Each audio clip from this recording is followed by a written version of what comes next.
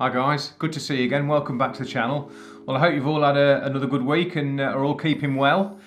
I've had quite an exciting week this week. I've ordered a Canon Pro 1000 A2 printer and I can't wait to get delivery of it next week.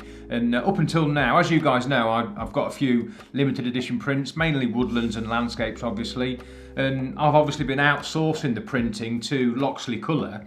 And it's always a bit nerve-wracking when you know it's in the post. Is it going to arrive safe? Is it going to arrive damaged? You know, am I going to have to send it back, order another one, keep the client waiting longer? So to be able to do all the printing in-house is going to be fantastic. Not only is it brilliant to hold a photo that you've taken, you've edited, one of your favourite images, actually look at it on a print. You can't beat that really. I mean, all of us have got thousands and thousands of images on hard drives and they just sit there. So the end of the line, if you like, the end of the photo's journey is to print it off. So I really can't wait. I'm ever so excited about it, Be a good size A2 as well. So yeah, that's hopefully coming next week. And I'll get some profiles from PhotoSpeed because I'm going to use PhotoSpeed papers, lusters and mattes and glosses and whatever, and we'll go through them. And yeah, I'll try and make a video. I'll get all the profiles set up, get to grips with the print, and I'll make a video. But anyway, that's for future.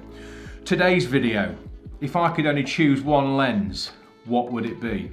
Well, I'm only really using 3 lenses now. Obviously the good old faithful 70-200. Absolutely love that lens. I'd be lost without that. But I love my new 16-35 image stabilized Canon lens as well. That's great for vistas and obviously for wide stuff if I'm doing waterfalls and things like that. So that's the second lens that I'm still using a lot of. It's going to be a tough decision this. And then thirdly, as you guys know, I do a bit of product photography, food photography, things like that. So I've got a 100 macro, which is also good for outdoor photography, for portraits and the like.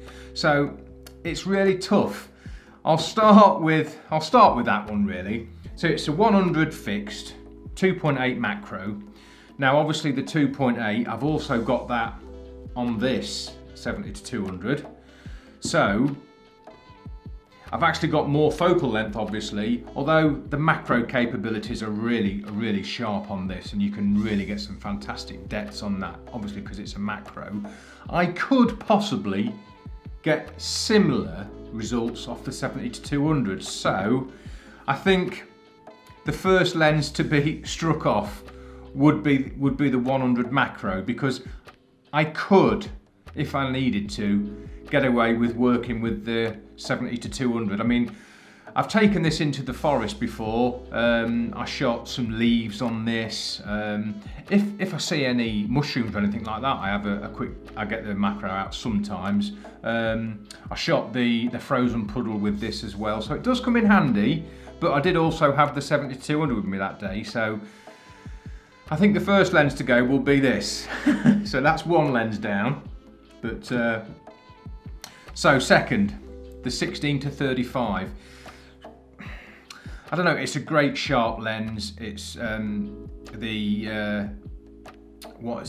chromatic aberrations on it are really good, especially if you knock it up. At f4 you can just see a little bit of softness in the corners, but you knock that up to f5.6 and it's pin sharp all the way through. It's about, I think it's about 500-600 grams, so it's not the lightest lens. You certainly know when you've got it in your bag, but the weight of it just proves that it's a good quality lens. Obviously it's got image stabilizing, which is really good. I mean, 9 times out of 10 if I'm using this, I'll be on the tripod anyway, so don't really need IS as such unless it was a windy day or something like that. But yeah, obviously it's really smooth in manual focus, plenty of travel on the manual focus ring, so that's good. But I do only use it really for like waterfalls or seascapes, things like that. And again, if I didn't have this, I could always do some sort of panoramas. You can see which way I'm swaying here on the 70-200. So anyway, we'll put that down for a minute. So it really is a toss up between the two. Now Obviously the 70 to 200 is really heavy. I think it's about 1.3, 1.4 kilograms, something like that. Proper heavy, and you really know you've got it. But it's not too heavy that you can't have it handheld. So that's certainly a bonus. Obviously you've got your focal length from 70 to 200, which I love in the Woodlands.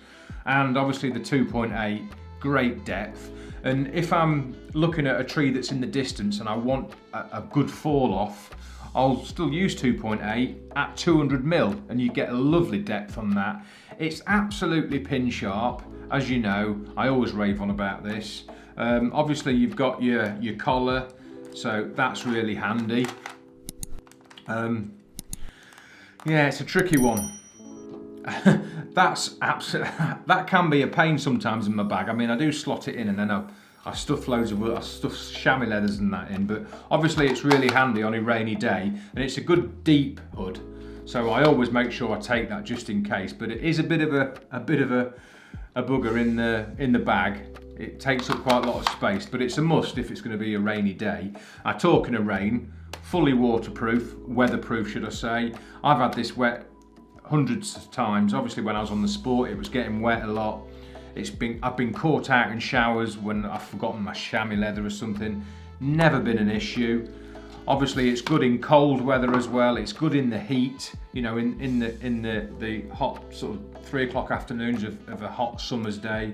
Still works fine, and it still works at sort of -2, -3. I've been out, you know, during the winter, and it works absolutely fine. Obviously it's got the 77mm ring on it, so image stabilizing again is great. And I think the image stabilizing works up at about 500th of a second. So obviously I never used image stabilizing for sport, but anything handheld, and say I didn't take my tripod out and I was just going for a quick wander around, that IS is quite valuable really.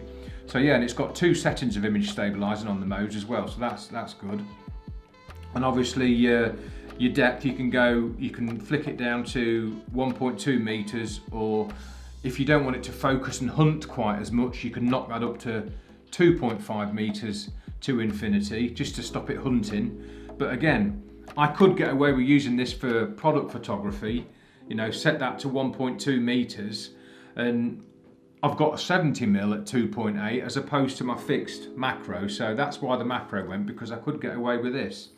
But yeah, the focusing's really fast if you want autofocus as well. Again, mainly, obviously I've got this lens originally for sport, but it's fallen really well into place for my landscapes and woodlands, and again for panoramas it's lovely and sharp, and the chromatic aberration is fine for a panoramic, especially if you're at, you know, if you're at F11 or F8, really sharp.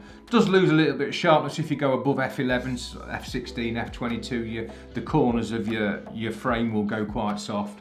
But yeah, I absolutely love this lens. So they're so strong, they're so well built. I mean, I've dropped this quite a few times, only on a carpet floor and things like that, or onto the grass, and they are really well built.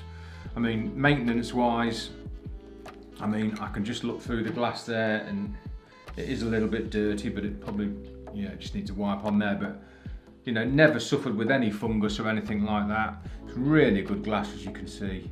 The Elements is superbly built, superbly well built. I've never had a problem with it at all. It's fantastic. But and of course, it's an industry standard lens, really. News guys use it. I mean, there's not many people that haven't got it. Obviously, you can get the F4 as well, which is a bit smaller and obviously a bit lighter. I think that's about 800 grams, I think, the F4. But, and I mean, I wouldn't really miss the 2.8 for landscapes and woodlands, because I'm always shooting in about F8, F11, things like that. But obviously I've got rid of the 100 macro now, so I'd have to rely on this. But I don't know. The 16 to 35, it's oh, see, I've missed that. If I went and if I found a landscape or a tree I wanted a wide angle of, it would mean that I would have to step backwards quite a way to go to 70mm. But that jump from 35mm to 70mm, would it be missed much? Incidentally, I've never had a 24-70. Ironically, I've never ever used one. I've always gone for the proper widies. Yeah, oh, I don't know really. I think if push come to shove, which is what this video is about, I think you guys know which one I'm going to choose. It's going to be the 70-200.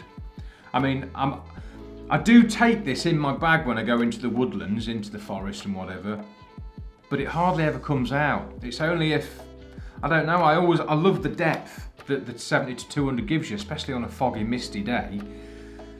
I just think the 16-35 is just a bit too wide. If that was a 24-70, it'd be a bit more difficult, but I think I like my depth in my woodland photography especially. I like doing the panoramas, you know, hopefully once we're allowed out again, I'll be nipping up to the east coast and doing some panoramas and bits and bobs, and I will be using this for panoramas obviously. So yeah, I'm going to go for the 70-200, and you probably guessed that when you first saw the video heading, but I think I could easily get by with this one lens. The 70mm, I mean, if I haven't got a nifty 50 yet, I'm sure some of you guys have got a 50mm 1.4, and that step from the 20mm extra, it's not a lot really at 70mm. It's quite surprising what you can fit in at 70mm, and that's another reason really. I would say most of my woodland shots are at 100-150mm, I would think. You know, you always get the composition right, and if I do have to step back, you're only going to gain a better depth anyway. So yeah, there's your answer. 70-200, 2.8. I may one day get an f4, try an f4, because it's a bit lighter, it'd be a bit better for the bag. But yeah, if I only had one lens and I was on an island on my own, I'd choose the 70-200. But I'm guessing you guys might have already known that, but anyway. Well, I hope you've enjoyed that, guys. Only a short video again from the room. We are a week closer to the relaxation of lockdown. Touch wood, fingers crossed, hopefully, and we can get out and get making some proper images. But anyway, thanks ever so much for watching, guys. I hope you enjoyed that. Only a short video again, but yeah, the 70-200 wins the day. Thanks for watching, guys. Take care. Catch up soon.